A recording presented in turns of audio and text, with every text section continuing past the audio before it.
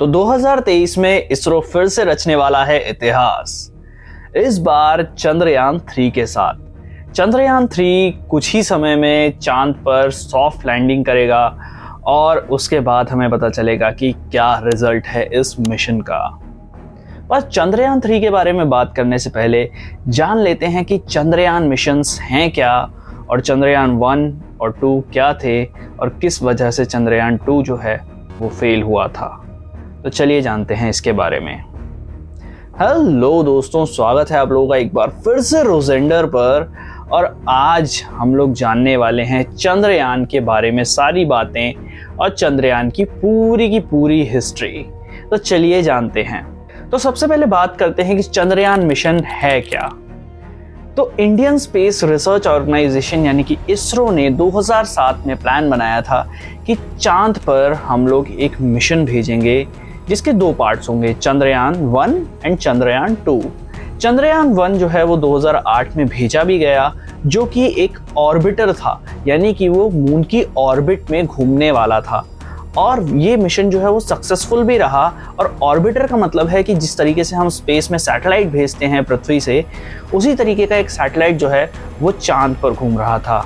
अब ये जो सैटेलाइट है ये चांद पर घूमा और करीब 2 साल जो है वो इस मिशन की लाइफ थी। इसके बाद आप लोगों को पता है कि हमने जो है वो मंगलयान पर फोकस किया था। तो उसके बाद काफ़ी सालों बाद जो है चंद्रयान 2 की बारी आई थी। तो 2019 में लॉन्च हुआ चंद्रयान 2, 2019 में ही पहुंचा चांद पर। और इसका जो काम था वो था सॉफ्ट लैंडिंग करना मून की सरफेस पे। और मून की सरफेस पे भी कहाँ? मून के सदर्न रीजन में, साउथ पोल में। जी हाँ, साउथ पोल में अभी तक कोई भी सॉफ्ट लैंडिंग नहीं की गई है। और अगर चंद्रयान 2 अपने मिशन में सक्सेसफुल होता तो भारत पहला देश बनता जो कि सॉफ्ट लैंडिंग करता चांद की सतह पर सदर्न रीजन में। तो चलिए जानते हैं चंद्रयान 2 का मिशन क्या था। तो सबसे पहला मिशन तो मैंने आप लोगों को अभी पिछली लाइन में ही बताया कि चंद्रयान 2 का मिशन था एक सॉफ्ट लैंडिंग करना चांद की सतह पर, जो कि बहुत ही ज़्यादा मुश्किल है। अब सॉफ्ट लैंडिंग के साथ साथ मिशन का जो ऑब्जेक्टिव है वो ये भी था कि चांद की सतह पे पानी को हम ढूंढ सकते हैं और भी कई तरीके की रिसर्च को चांद की सतह के बारे में जानने की कोशिश करना।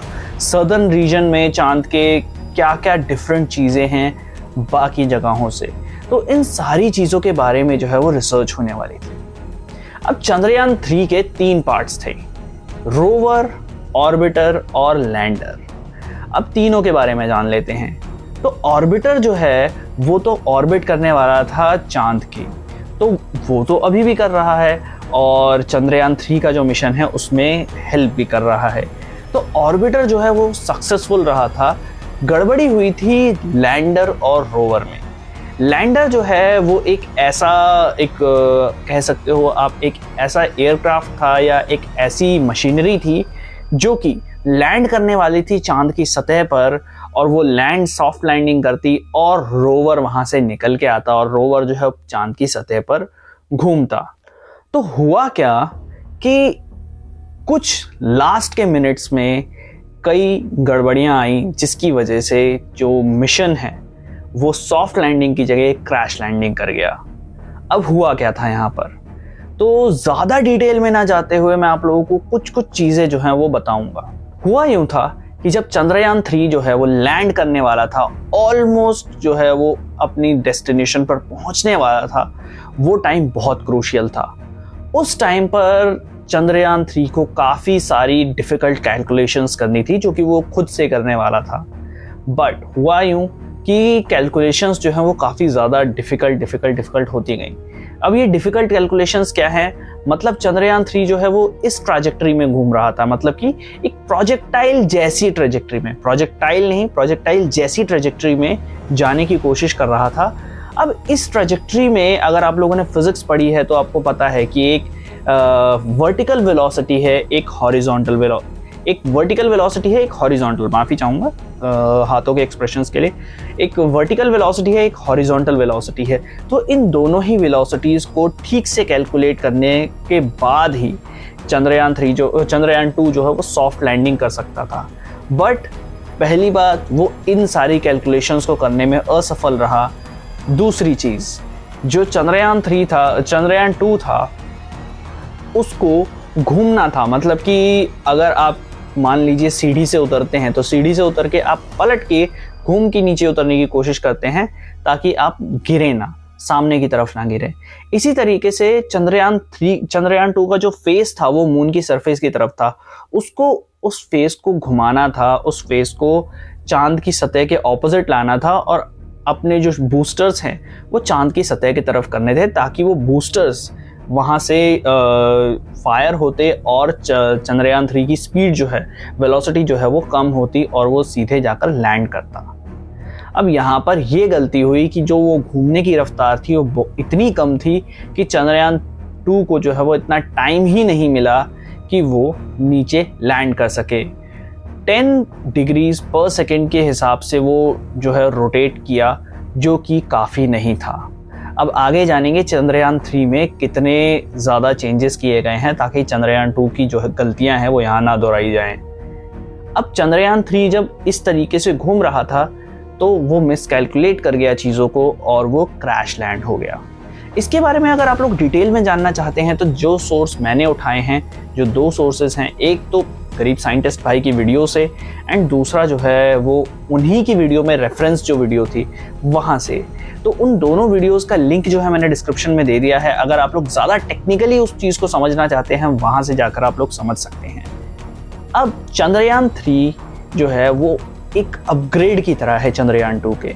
तो चंद्रयान 3 में क्या क्या चीज़ें हैं जो चंद्रयान 2 में नहीं थी। सबसे पहली बात, मैंने आपको रोटेशन की वेलोसिटी बताई थी, वो बढ़ा दी गई है, वो 25 डिग्रीज पर सेकेंड कर दी गई है। मतलब कि अगर अब रोटेट करेगा वो, अगर अपने एक्सिस पर रोटेट करना भी चाहेगा तो वो अच्छे से रोटेट कर सकता है, फास्ट रोटेट कर सकता है ताकि इस तरीके की गड़बड़ ना देखने को मिले। पिछली बार जो उनकी वेलोसिटी थी, क्रैश वेलोसिटी, वो थी 2 मीटर्स पर सेकेंड। मतलब कि अगर मैक्सिमम 2 मीटर्स पर सेकेंड पर अगर जो हमारा लैंडर है वो चांद की सरफेस से टकराता तो उसे कुछ भी नहीं होता। उस वेलोसिटी को भी बढ़ा दिया गया है, 3 मीटर्स पर सेकेंड की वेलोसिटी कर दी गई है और ये बहुत ज़्यादा हाई वेलोसिटी है। अगर आप इस वेलोसिटी से चांद की सरफेस पे लैंड करते हो तो आप सेफ लैंडिंग करोगे। अगर इस वेलोसिटी से ज़्यादा है तो डैमेज के चांसेस हैं, उसे सेफ लैंडिंग नहीं कहा जाएगा। तो चंद्रयान 3 में इस तरीके के चेंजेस किए गए हैं ताकि हम मून की सरफेस पे अच्छे से सॉफ्ट लैंडिंग को जो है वो कामयाबी से कर सकें और सॉफ्ट लैंडिंग के बाद हम लोग ज़्यादा से ज़्यादा मून पर रिसर्च कर सकें। मून पर रिसर्च करना क्यों ज़रूरी है और मून पर रिसर्च करने से हमें क्या मिलेगा, ये चीज़ अगर आप लोग जानना चाहते हो कमेंट सेक्शन में मुझे बता देना। चंद्रयान 3 के मिशन के लैंड होने के बाद ज़रूर मैं ये वीडियो बनाऊंगा और इस वीडियो में मैं आप लोगों को काफ़ी सारी चीज़ें और भी ज़्यादा डिटेल में बताऊंगा कि मून पर या किसी भी अदर प्लैनेट पर अगर हम कोई मिशन भेजते हैं तो उसका हमें क्या फ़ायदा होता है।